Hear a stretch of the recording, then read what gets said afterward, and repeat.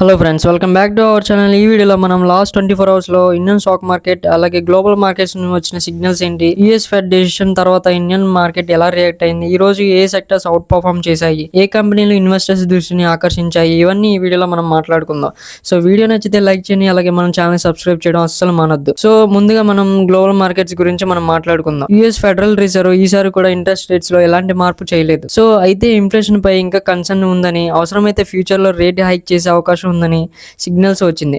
అలాగే దీంతో global investors కొంత కాషియస్ గా కనిపించారు. ఇంకోవైపు మిడిల్ ఈస్ట్ లో జియో పొలిటికల్ టెన్షన్స్ కారణంగా బ్రెంట్ క్రూడ్ ఆయిల్ ధరలు మళ్ళీ $90 పైగా ట్రేడ్ అవుతున్నాయి. సో క్రూడ్ ఆయిల్ పెరగడం ఇది ఇండియాకి అస్సలు పాజిటివ్ న్యూస్ అయితే కాదు. ఎందుకంటే ఇండియా ఎక్కువ ఆయిల్ ఇంపోర్ట్ చేస్తుంది. ఆయిల్ ప్రైస్ పెరిగితే inflation, import bill, physical pressure కూడా పెరిగే అవకాశం ఉంటుంది. సో ఇప్పుడు మనం ఇండియా మైక్రో ఎకనామీ గురించి చూసుకుందాం. ఇండస్ట్రియల్ యాక్టివిటీలో పాజిటివ్ సిగ్నల్స్ కనిపిస్తున్నాయి.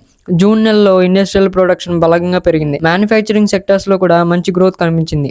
అందులోవి electronics, automobile, capital goods sectors లో నుంచి మంచి కాంట్రిబ్యూషన్ కనిపించింది. అయితే మరోవైపు high crude oil prices, global uncertainty, private investment slow down కారణంగా FY27 జీడిపి గ్రోత్ రేట్ కొంత మోడరేట్ అయ్యే అవకాశం ఉందని ఎకనామిస్ట్ చెప్తున్నారు. ఆర్బీఐ కూడా ఇన్ఫ్లేషన్ మరియు గ్రోత్ రెండింటినీ బ్యాలెన్స్ చేసే ప్రయత్నంలో ఉంది. సో ఇంకా ఇప్పుడు మార్కెట్ పర్ఫార్మెన్స్ చూద్దాం.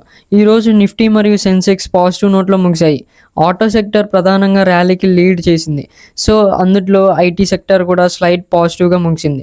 కానీ మిడ్ క్యాప్ మరియు స్మాల్ క్యాప్ స్టాక్స్లో కొంత ప్రాఫిట్ బుకింగ్ కూడా కనిపించింది.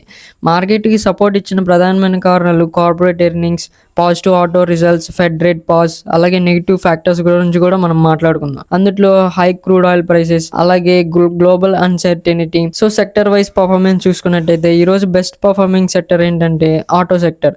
స్ట్రాంగ్ క్వార్టర్లీ రిజల్ట్స్ కారణంగా భారీ భయం కనిపించింది.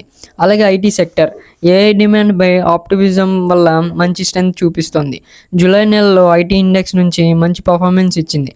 ఫార్మా సెక్టర్లో కూడా బయింగ్ కనిపించింది. హెల్త్ కేర్ స్టాక్స్ డిఫెన్సివ్ ప్లేగా కొనసాగుతున్నాయి. మార్కెట్ డేటా కనెక్ట్ చేస్తూ ఈ వీడియో మీ ముందు తీసుకొస్తున్నామని మే ఎఫర్ట్స్ పెడితే మన ఛానల్ని ఒక లైక్ వేసి సపోర్ట్ చేయండి. అలాగే ఈరోజు టాప్ పర్ఫార్మింగ్ కంపెనీస్ గురించి మాట్లాడుకోవాలి. ఈరోజు హెడ్లైన్స్లో నిలిచిన companies Mahindra and Mahindra, so M&M అనమాట. స్ట్రాంగ్ క్వార్టర్లీ రిజల్ట్స్లో మంచి గెయిన్స్ నమోదు చేసింది. అలాగే బాలకృష్ణ ఇండస్ట్రీస్ ఎక్సలెంట్ ఎర్నింగ్స్ కారణంగా డబుల్ డిజిట్ ర్యాలీ చూసింది. అలాగే సన్ ఫార్మా బ్రెజిల్లో సెమాగ్లటిడ్ ఇంజెక్షన్కు రెగ్యులేటరీ అప్రూవల్ రావడంతో కొత్త హైని తాకింది.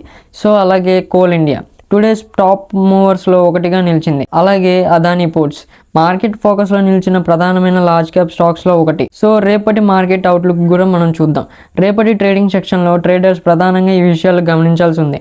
అందులోది global market opening, crude oil movement, అలాగే డాలర్ ఇండెక్స్, అలాగే FI and DI activity, corporate earnings, అలాగే నిఫ్టీ కీలక సపోర్ట్ పైన కొనసాగితే పాజిటివ్ మూమెంట్ కొనసాగే అవకాశం ఉంది.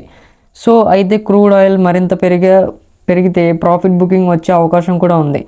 సో ఇవే లాస్ట్ 24 అవర్స్లో జరిగిన ముఖ్యమైన మ్యాక్రో అప్డేట్. సో అలాగే మరియు స్టాక్ మార్కెట్ అప్డేట్స్. ఈ వీడియో మీకు నచ్చితే తప్పకుండా లైక్ చేయండి. ఇలాంటి అప్డేట్స్, మార్కెట్ అప్డేట్స్ కోసం మన ఛానల్ని సబ్స్క్రైబ్ చేసి బెల్ ఐకాన్ ఆన్లో పెట్టుకోండి. సో అలాగే ఈ వీడియో పూర్తిగా ఎడ్యుకేషనల్ పర్పస్ కోసం మాత్రమే. ఇందులో చెప్పిన ప్రతి ఇన్ఫర్మేషన్ ఇన్వెస్ట్మెంట్ అడ్వైస్ అయితే కాదు. స్టాక్ మార్కెట్లో పెట్టుబడులు పెట్టే ముందు మీ ఫైనాన్షియల్ అడ్వైస్ను సంప్రదించండి. సో మళ్ళీ తదుపరి వీడియోలో మనం మళ్ళీ కలుద్దాం.